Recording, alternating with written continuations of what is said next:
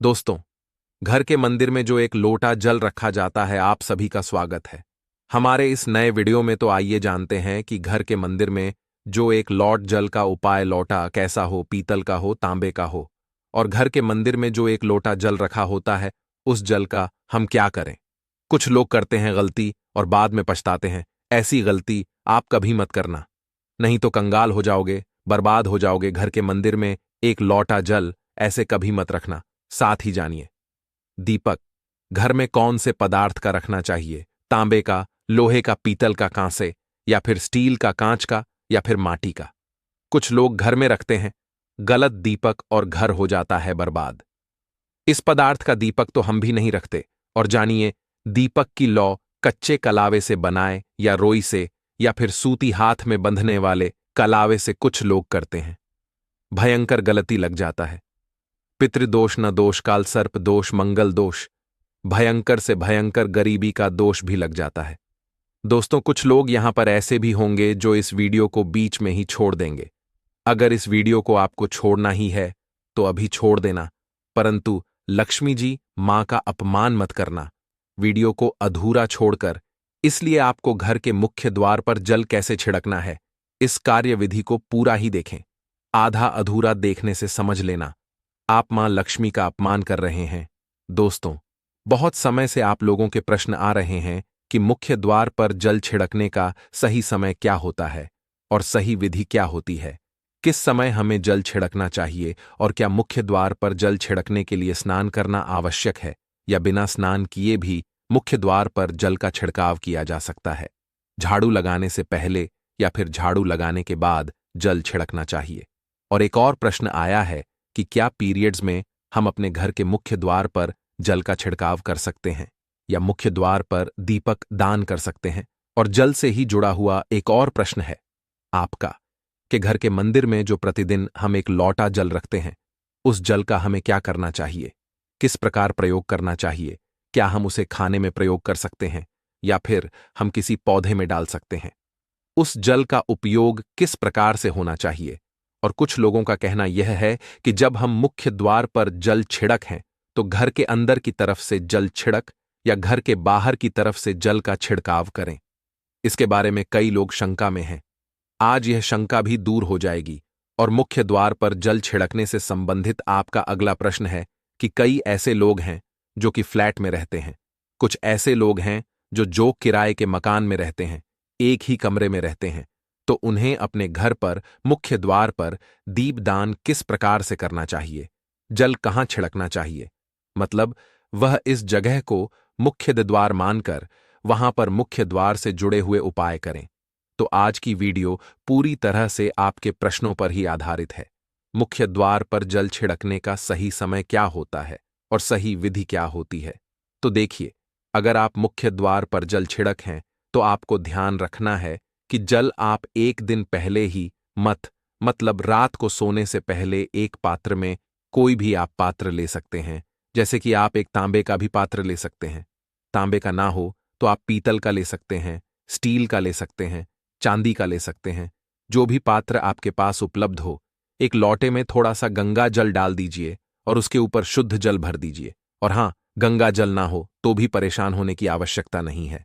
सिर्फ शुद्ध जल से भी आप पात्र को भर सकते हैं और उस जल से भरे पात्र को अपने घर की रसोई में रख दीजिए। अब जैसे कि आप अगले दिन सुबह उठकर इस जल का छिड़काव अपने घर के मुख द्वार पर करेंगे।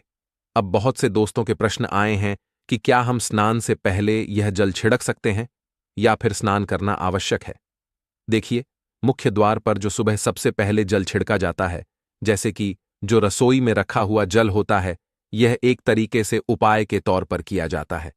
दोस्तों, घर में किसी भी प्रकार की परेशानी हो, किसी भी प्रकार के दुख दर्द रहता हो, गरीबी हो या फिर कलह क्लेश बहुत बहुत अधिक रहता है, मतलब किसी भी प्रकार की नकारात्मक ऊर्जा से आप परेशान हैं, बहुत समय से परेशानियों में ही गिरे हुए हैं, तो ऐसे में घर की रसोई में रखा जाता है और यही जल घर के मुख्य द्वार पर सुबह उठकर छिड़का जाता है। इस जल के छिड़काव से आपके घर की कोई भी परेशानी हो बहुत शीघ्र समाप्त हो जाती है।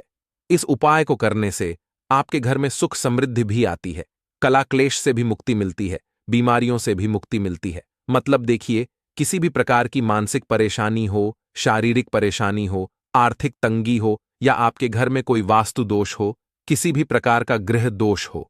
जैसे कि कई बार ऐसा होता है कि कई लोगों के ऊपर कई प्रकार के बुरे ग्रह दोषों का प्रभाव होता है, जिसकी वजह से घर में परेशानियां हमेशा बनी रहती हैं। तो गृह दोषों के प्रभाव से भी आपको मुक्ति मिलती है। वास्तु दोष और पितृदोष भी समाप्त होता है। इसके साथ ही जैसे कि बहुत से लोगों के प्रश्न होते हैं कि उनके ऊपर किसी ने कुछ कर करा दिया है। उनके परिवार में किसी भी प्रकार की पहले कोई परेशानी नहीं थी, लेकिन अब भी कुछ समय से परेशानियां लगातार आती ही जा रही हैं और कोई रास्ता नहीं मिल रहा है। परेशानी से निकालने का तो किसी के भी किए कराए तंत्र मंत्र का प्रभाव हो, किसी की बुरी नजर का प्रभाव हो, तो भी आपके इस उपाय से, मतलब इस एक लोटा जल से आपकी परेशानी स्वतः ही कुछ दिनों में समाप्त हो जाती है। तो यह घर की सभी परेशानियों से मुक्ति पाने का रामबाण और सबसे सरल सबसे आसान उपाय होता है, जो हमारे सनातन शास्त्रों में वर्णित है। तो आप अपने घर की रसोई में एक लोटा जल रखें, रात में भरकर और प्रातःकाल जल्दी उठकर उसी जल से अपने घर के मुख्य द्वार को धोते हैं तो कोई समस्या नहीं है। लेकिन इस जल का छिड़काव घर के मुख्य द्वार पर सूर्योदय होने से पहले हो जाना चाहिए।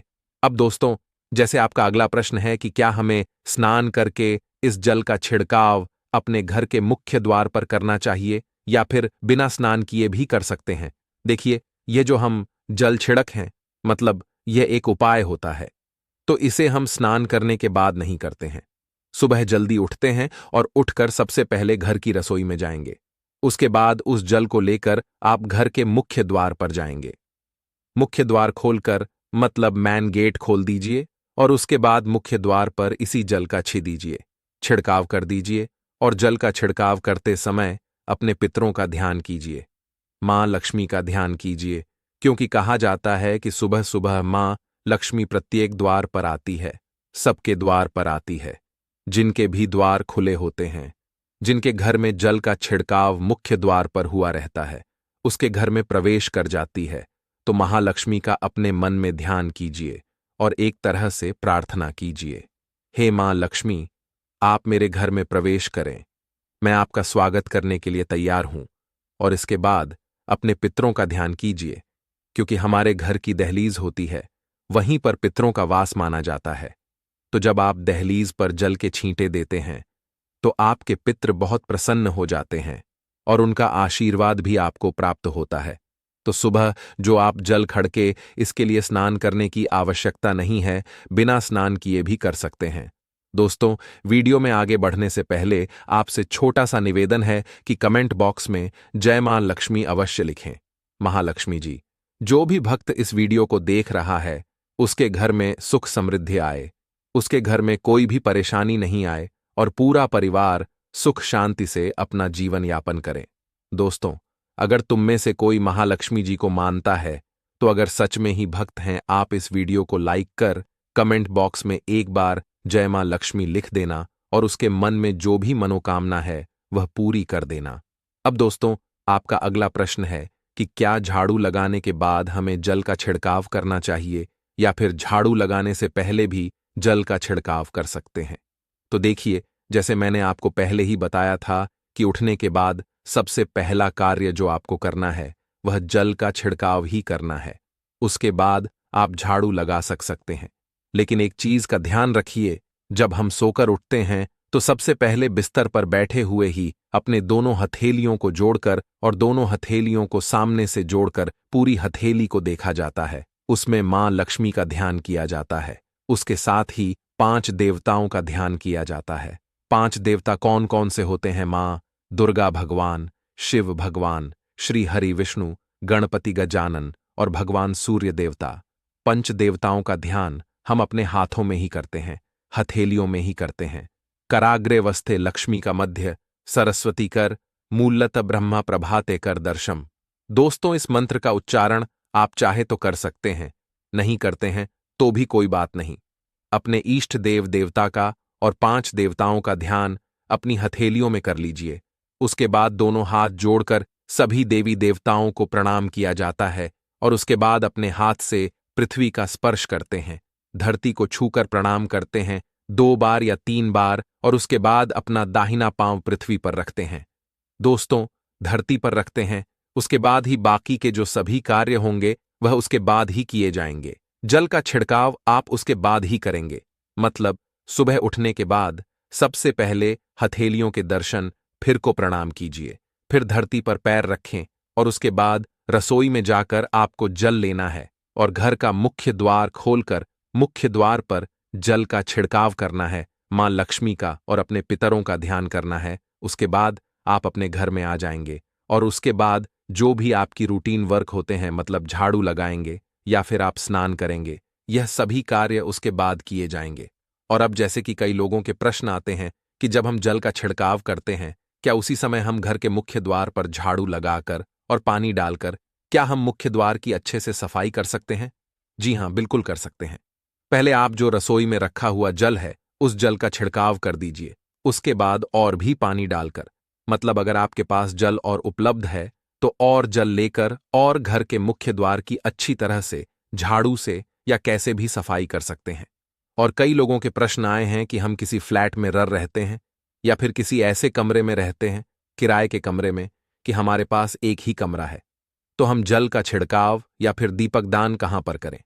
किसे हम अपना मुख्य द्वार माने देखिए, जो आपका अपना कमरा है या फिर जो फ्लैट है आपका, जहां पर आपका नेम प्लेट लगा हुआ है, आप उसी स्थान पर दीपक दान करेंगे और उसी स्थान पर आपको जल का छिड़काव करना है।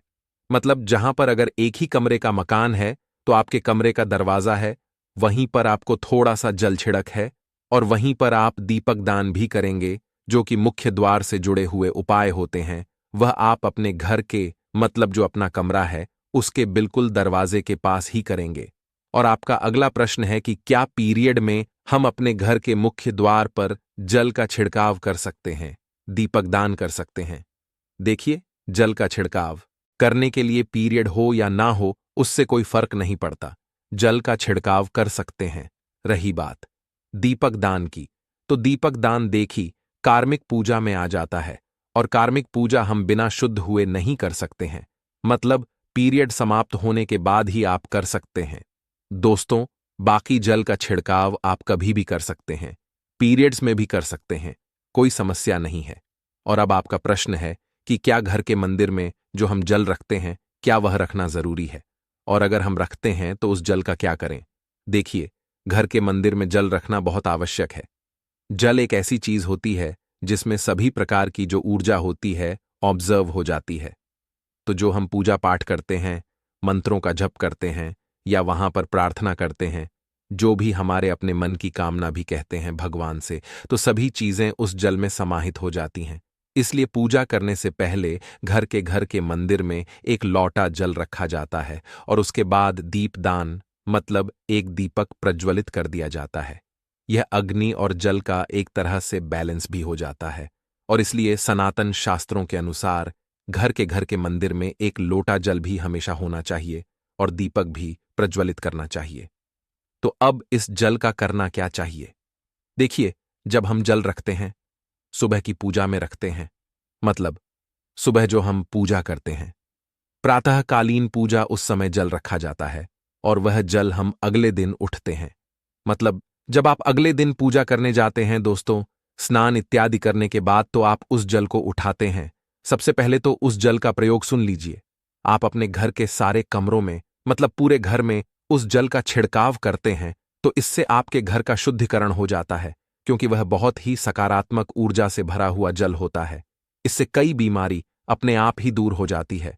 उस जल का छिड़काव करने से किसी भी प्रकार की नकारात्मक ऊर्जा का प्रवेश आपके घर में नहीं होता, किसी भी प्रकार की परेशानी आपके घर में हो।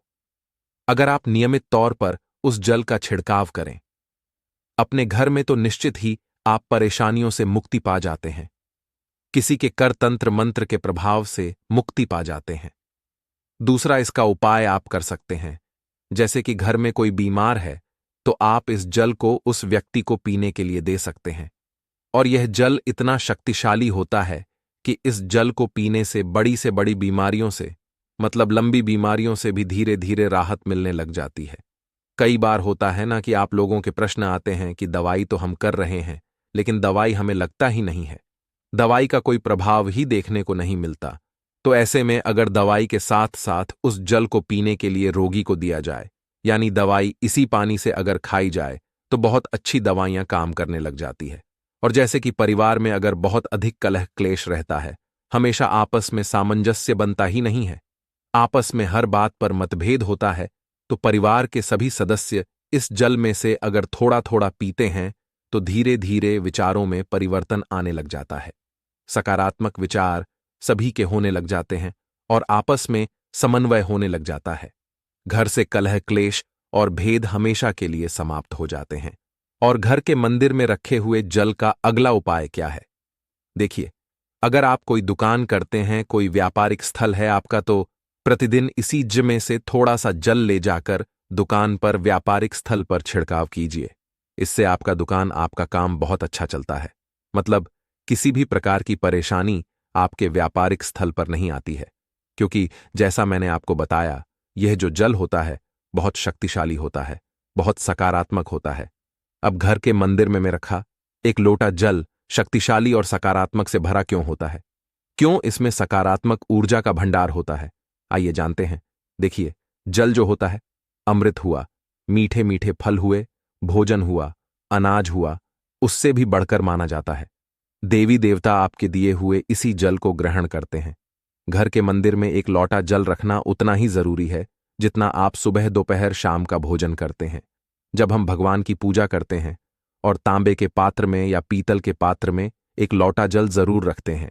जल जो होता है सागर रूपी होता है, और यही सागर आपकी नया पार लगता है। घर के मंदिर में एक लोटा जल रखने का कारण एक और ये होता है कि जो लोग भगवान को डेली भोजन नहीं करा सकते, तो वह घर के मंदिर में एक लोटा जल रखते हैं ताकि भगवान इसे ग्रहण करें। और यह जल रूपी प्रसाद इसके अगले दिन, यह सुबह के समय आप प्रसाद समझकर ग्रहण करें। लेकिन याद रहे, घर के मंदिर में रखा लोटा जल कभी भी तुलसी में अर्पित नहीं करना चाहिए। उसके लिए आप अलग से तांबे के पत्र से तुलसी में जल अर्पित कर सकते हैं, क्योंकि यह जल सभी देवी देवता ग्रहण करते हैं, तो इसीलिए तुलसी में डालना वर्जित है। लेकिन हां, अगर आपके घर में लड्डू गोपाल है, राधा कृष्ण है, और आप एक लोटा जल उनके लिए अर्पित करते हैं, तो आप अगले दिन यानी सुबह के समय वह जल तुलसी में चढ़ा सकते हैं। घर के मंदिर में जो एक लोटा जल रखा होता है, उसके अगले यानी सुबह के समय आप इस जल से अपनी आंखें जरूर धोया करें। इससे आंखों में रोशनी बढ़ती है और आंखों में जितनी भी बीमारी आ जाती है वह दूर होती है। सनातन शास्त्रों के अनुसार जो लोग घर के मंदिर में एक लोटा जल भर कर नहीं रखते, तो उनके घर में अकाल पड़ जाता है, घर कंगाल हो जाता है, बर्बाद हो जाता है, परिवार में मुसीबतें आ जाती हैं और गरीबी का आगमन हो जाता है। आप चाहे तो एक लोटा जल में पुष्प आदि डालकर रख सकते हैं, बहुत ही शुभ माना जाता है। घर के मंदिर में जो जल रखा जाता है, उससे हम और क्या क्या कर सकते हैं, आइए जानते हैं। तो इस जल का छिड़काव करने से बहुत सारी परेशानियां अपने आप ही समाप्त हो जाती हैं।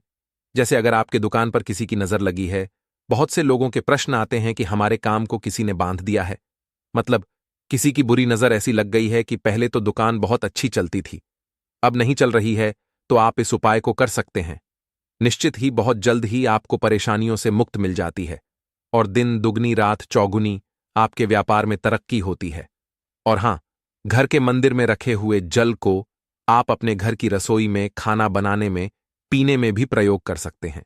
लेकिन खाना बनाने में प्रयोग तभी कीजिए जबकि आपके घर में बिल्कुल सात्विक भोजन बनता हो।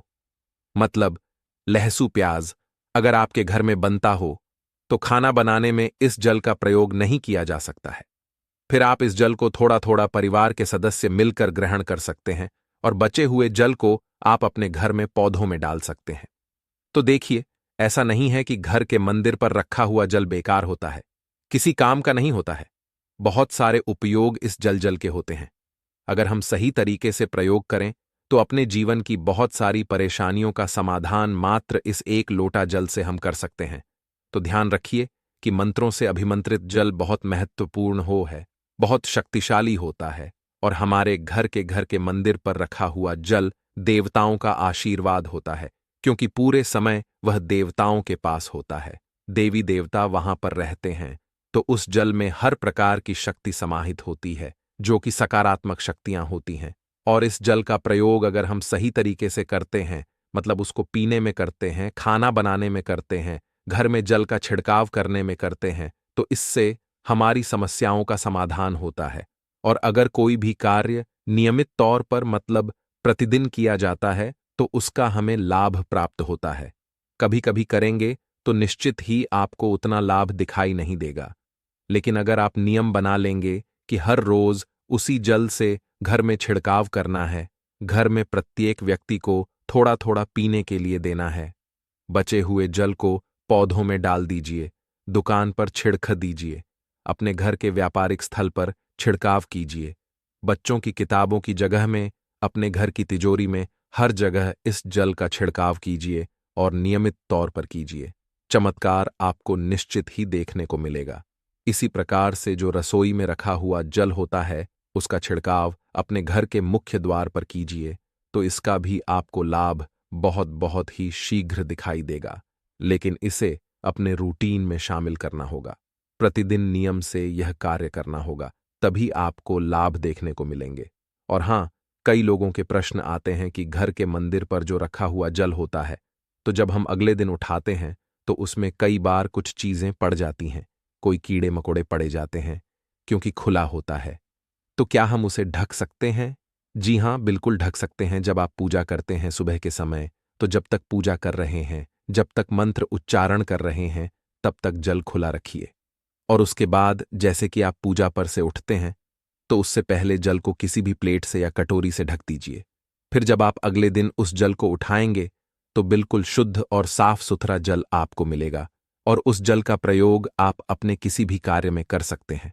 और दोस्तों, आप जब भी घर के मुख्य द्वार पर जल छिड़काव करें, तो गणेश जी भगवान का यह मंत्र जरूर बोले, ओम गम गणपतये नमः। और जो हमने आपको वीडियो में बताया है, उसे ध्यानपूर्वक अच्छी तरीके से समझकर अपने घर के मुख्य द्वार पर जल का छिड़काव करें। दोस्तों, अब जानते हैं दीपक किस पदार्थ का होना चाहिए, लोहे का, तांबे का, पीतल का, कांसे का, या फिर स्टील का, या माटी का, या कांच का। आखिर घर में कौन सा दीपक शुभ माना जाता है रखना? अगर गलती से भी घर में गलत पदार्थ का दीपक रख लिया है, तो पूरा घर अस्त व्यस्त हो जाएगा, कंगाल हो जाएगा, बर्बाद हो जाएगा। दोस्तों देखिए, स्टील के दीपक में पूजा करना घर में शनि को कुपित करता है। घर में लोहे के दीपक में पूजा नहीं करना चाहिए, घर बर्बाद हो जाता है, गरीबी आ जाती है। बाजार में लोगों को लुभाने के लिए कांच के दीपक भी आ गए हैं। बिल्कुल भी गलती से भी घर ना लाएं, नहीं तो राहु केतु आपके घर चले आएंगे और घर बर्बाद हो जाएगा। कांच का दीपक शनि और राहु को नाराज करता है, इससे निकली लौ घर में तबाही ला सकती है। कांच का गर्म होना घर में रोग दोष परेनी उत्पन्न होती है। कच्चा कलवा तथा रुई का दीपक ही जलाना सबसे अच्छा माना जाता है। जो लोग सूती धागा जो हाथ पर बांधा जाता है, कलवा उससे लौ की बाती बनाते हैं, तो उस घर में परेशानी और गरीबी आ जाती है। हुई और कच्चा कलवा ही शुभ माना जाता है। तांबे का दीपक, पीतल का दीपक, माटी का दीपक धन की देवी मां लक्ष्मी को आकर्षित करता है। घर में कोई और दीपक नहीं लाना चाहिए। पीतल और माटी का दीपक शुभ और मंगलकारी माना जाता है, जिससे शनि और राहु केतु भी प्रसन्न रहते हैं, मंगल भी भारी नहीं होता। दोस्तों, अब जानते हैं घर के बाहर या घर के अंदर दीपक जलाने के फायदे जानकर आप चौंक जाएंगे। खासकर घर के बाहर दीपक जलाने से 5 वह फायदे जो आपको चौंकाने वाले हैं। दोस्तों, ये बात तो आप जानते हैं कि भगवान की पूजा के दौरान दीपक जरूर जलाया जाता है। हिंदू धर्म में पूजा करते वक्त लोग देसी घी या सरसों के तेल का दीपक जरूर जलाते हैं तथा तिल के तेल का दीपक भी जलाते हैं। हालांकि पूजा के लिए भगवान के सामने दीपक जलाना सिर्फ पूजा का एक तरीका ही नहीं है, बल्कि घर में दिया जलाना या घर के बाहर दिया जलाना कई तरह के फायदे मिलते हैं। दीपक जलाने से न सिर्फ कई शक्तियां जागृत होती हैं, बल्कि यह 5 बड़े फायदे भी मिलते हैं। तो चलिए जानते हैं दोस्तों। नंबर 1, पृथ्वी से अंधकार होता है। दूर घर में दीपक जलाने से घर का अंधकार तो दूर होता ही है, साथ ही नकारात्मक ऊर्जा को भी कोसों दूर रखती है।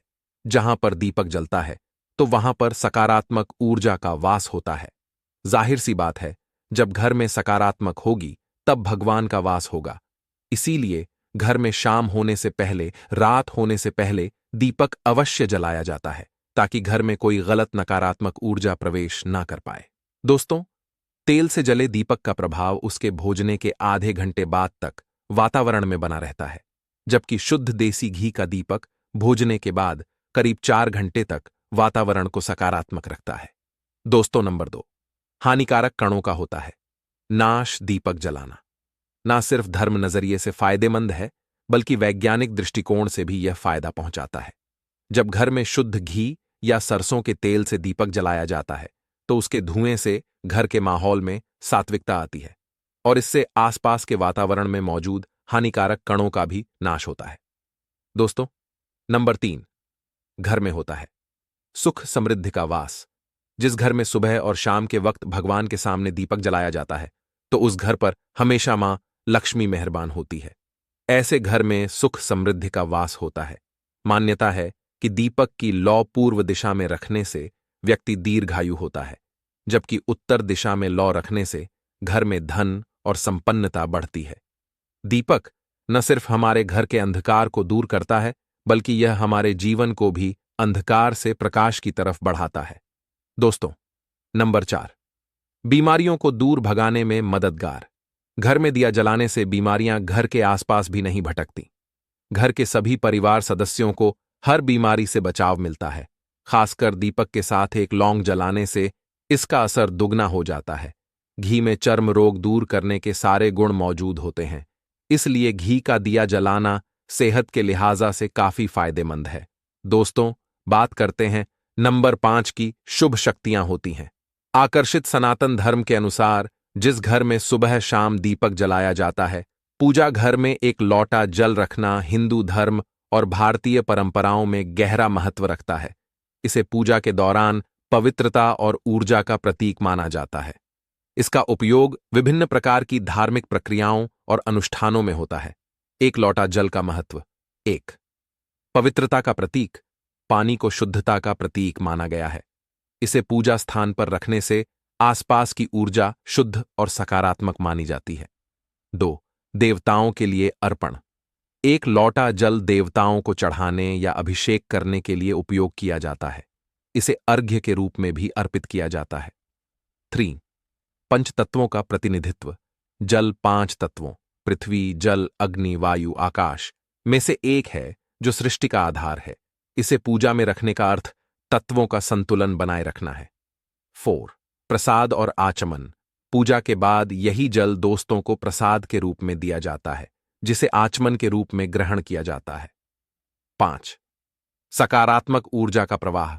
यह माना जाता है कि पूजा स्थान पर जल रखने से नकारात्मक ऊर्जा समाप्त होती है और सकारात्मकता बढ़ती है। एक लौटा जल रखने के नियम। 1, जल को साफ और शुद्ध स्थान से लिया जाना चाहिए। 2, लौटा या पात्र साफ होना चाहिए और तांबे का लौटा सबसे शुभ माना जाता है।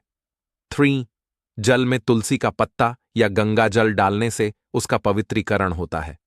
4, जल को प्रतिदिन बदलना चाहिए और पुराने जल को किसी पौधे में डाल देना चाहिए।